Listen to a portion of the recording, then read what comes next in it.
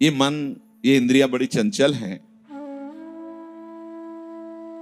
इनकी चंचलता को शांत करने के लिए दो उपाय हैं, बड़ा क्रम से वर्णन करते हैं। मन तो चंचल शबनिते कीजय कौन उपाय, साधन को हरि भजन है कै सत्संग सहाय।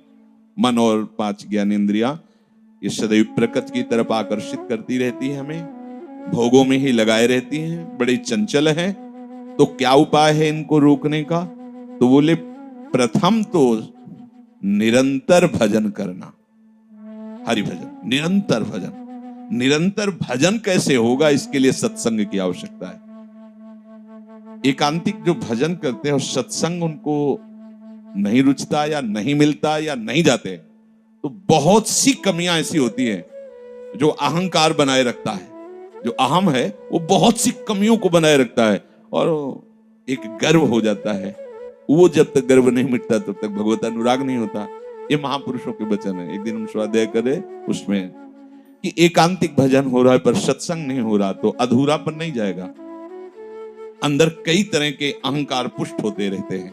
इसीलिए भगवान शंकर आदि शनकादि महापुरुष भी सत्संग करते रहते हैं। ध्रुवदास जी कहते हैं प्रथम उपाय तो है हरिभजन। केवल सत्संग किया, हरिभजन नहीं किया तो ठीक नहीं रहेगा।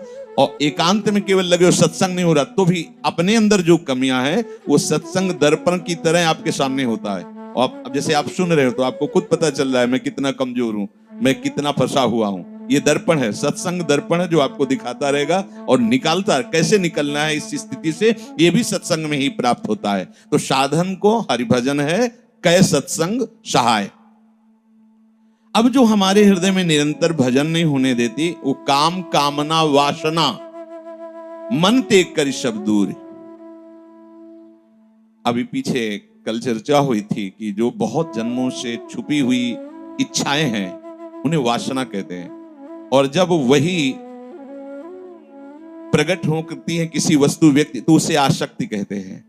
और वही जब भोगने की इच्छा होती तो उसे काम कहते हैं, कामना कहते हैं। ऐसे ही आसक्ति, राग, स्पृहा, कामना, वासना ये भीड़ लगी हुई अंदर। तो कह रहे काम कामना वासना मन तेग कर शब्द दूरी। काम और कामनाएं और वासनाएं ये सब मन से निकाल फेंकना होगा। ओ कैसे निकलेंगी?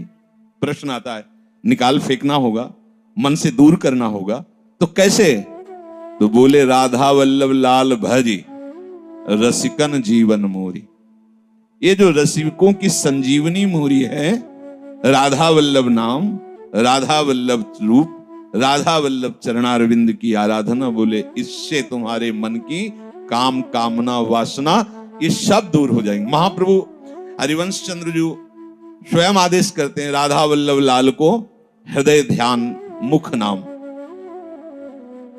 अगर हमारे मुख में नाम चलता रहे, हृदय में उनका ध्यान होने लगे तो सब सोहित विशुद्ध सबके प्रति भाव आ जाएगा, निष्काम भाव।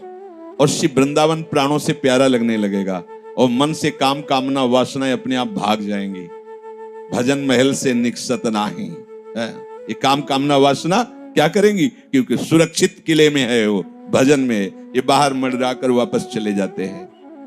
बोले सब तजी वृंदावन सुख लीजे, प्रफुल्लित ललित सोहनो बहुदिशी, लखीउर धीर धरी जय। सब तजी वृंदावन सुख लीजे, राधा वल्लभ नाम मधुर रस, ले मुख निश दिन पीजे। हीरा सखित नित अवलोकत, चित अनूप रंग भीजे।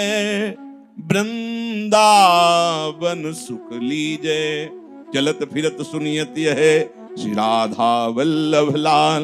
ऐसे वृंदा विपिन में बसत रहो सब काल। लाडली जी को वल्लभ नाम बहुत प्रिय है, बहुत प्रिय है, प्रीतम वल्लभ। और लाल जी को राधा नाम बहुत प्रिय है। इसलिए आज